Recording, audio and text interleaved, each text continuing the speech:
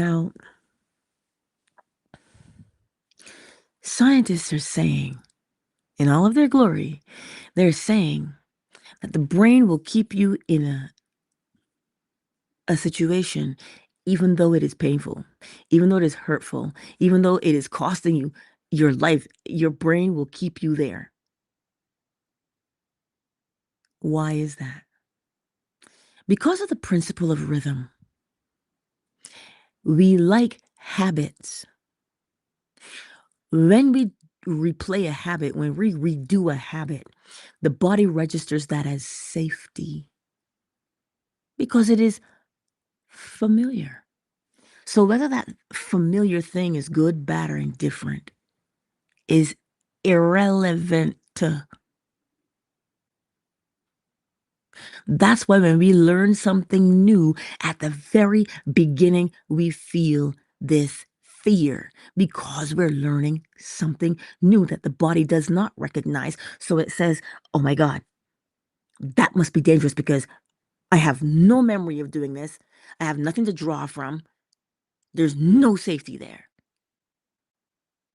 It seems counterintuitive, but when you comprehend the principle of rhythm, it makes sense. Rhythm shows you a pattern, the ebb and the flow, the space in between. And when you see the pattern, it is familiar. Familiarity brings comfort.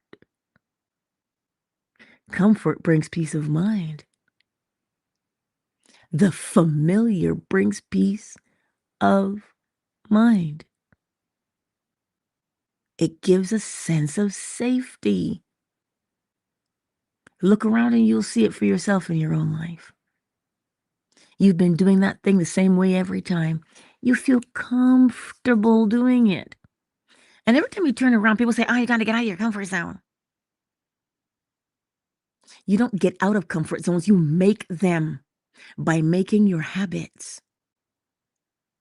So if your habit is to complain, you and I know that every time we complain, we feel bad.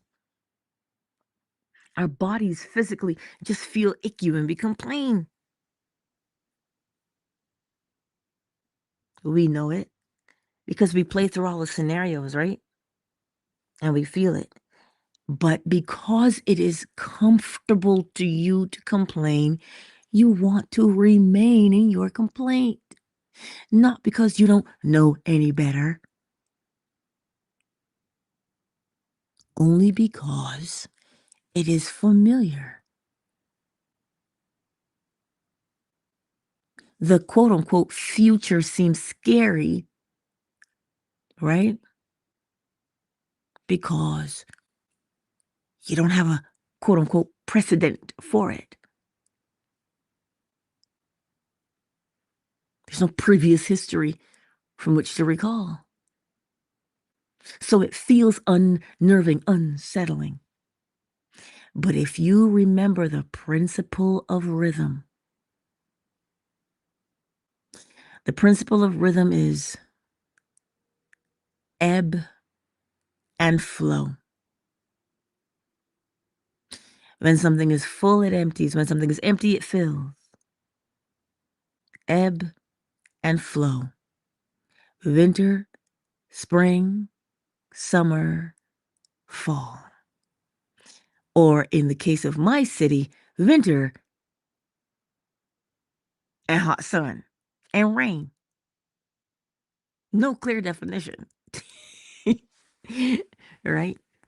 But things are growing in the garden.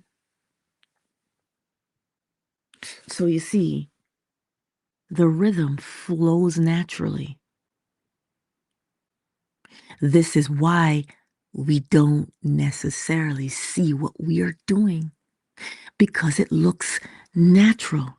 And because it looks natural to us, it is comforting, because it's a safety mechanism.